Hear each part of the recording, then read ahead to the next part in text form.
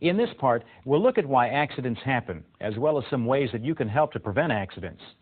One of the most important things to remember is that ultimately, you are the one who is responsible for your on-the-job safety. Not the government, not your employer, but you. Generally speaking, accidents are caused by unsafe acts or unsafe conditions. So workers can help to prevent accidents by developing safe work habits. Accidents that result from poor human behavior include accidents caused by a lack of communication, poor work habits, drug or alcohol abuse, and inadequate training. You can help prevent these types of accidents from happening by knowing how to behave on the job and doing it. Many accidents happen because of a lack of communication. For example, you may know the procedures to follow on a particular job, but what happens if you use those procedures on a new job site? You need to communicate with the people at the new job site. Ask questions to find out if they do things the way you're used to, or if there are other procedures you need to follow. And never assume that other people know something without talking to them about it. Assuming that other people will do what you think they will do is a cause of many accidents. For example, if you need to touch wiring, never assume that electrical power has been cut off. You need to make sure, and that includes communicating with others and testing the wiring. Accidents caused by unsafe acts can also be the result of poor work habits. For example, simple carelessness, horseplay, or procrastination can lead to an accident. Procrastination is another way of saying putting things off until tomorrow. Putting off until tomorrow work that should be done today can lead to trouble. If you put off the repair, inspection, or cleaning of tools and equipment, you may stretch their capabilities beyond their operating capacities.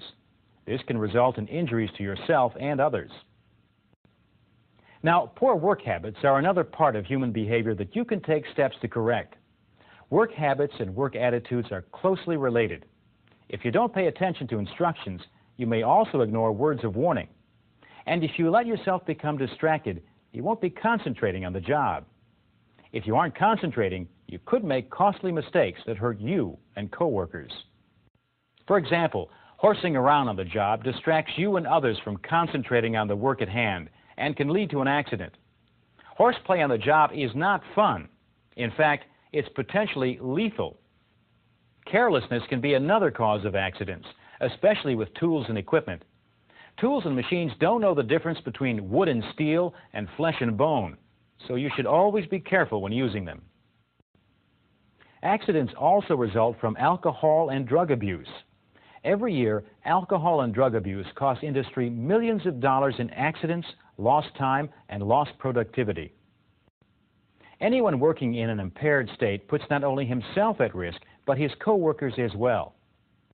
In addition to illegal substances or alcohol, many prescribed and over-the-counter medications taken for legitimate reasons can affect your judgment and ability to work safely.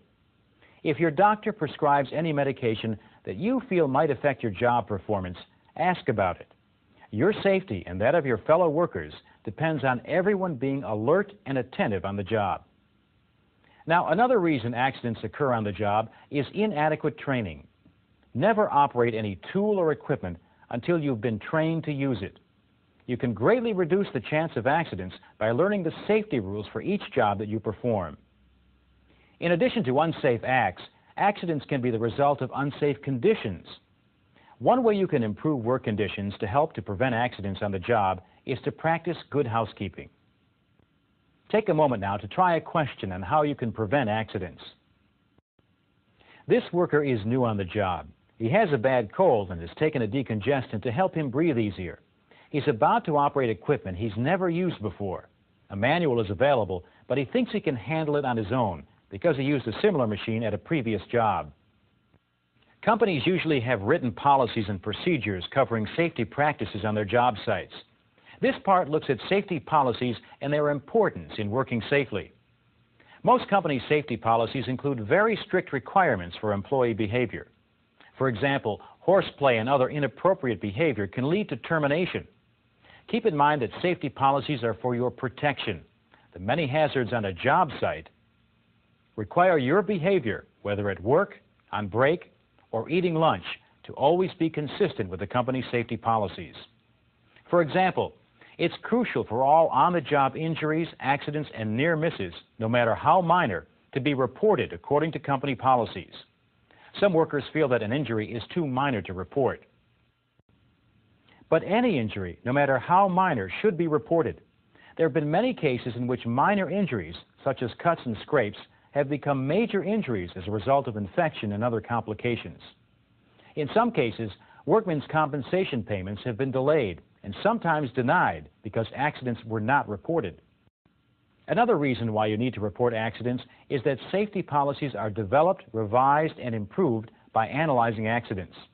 Reporting an accident can and does result in policy changes when needed, and good policies reduce the likelihood of similar accidents happening in the future. In addition, certain on-the-job incidents must be recorded and reported to various agencies such as OSHA, the Occupational Safety and Health Administration. These incidents include injuries, accidents, and near misses. Now, in many work environments, an important safety policy is concerned with evacuation procedures. These procedures are put into effect when a dangerous situation arises. If you work in one of these environments, it's important for you to know the procedures to follow for an evacuation. You must also know the signal that is used, usually a horn or siren, to notify personnel that an evacuation is required. When you hear the evacuation signal, you should follow the evacuation procedure to the letter. That usually means following a prescribed route from your location to a designated assembly area. And you must notify the person in charge when you reach the assembly area. This way they can account for you and not have to send others to look for you. Try a question now to check your understanding of company safety policies.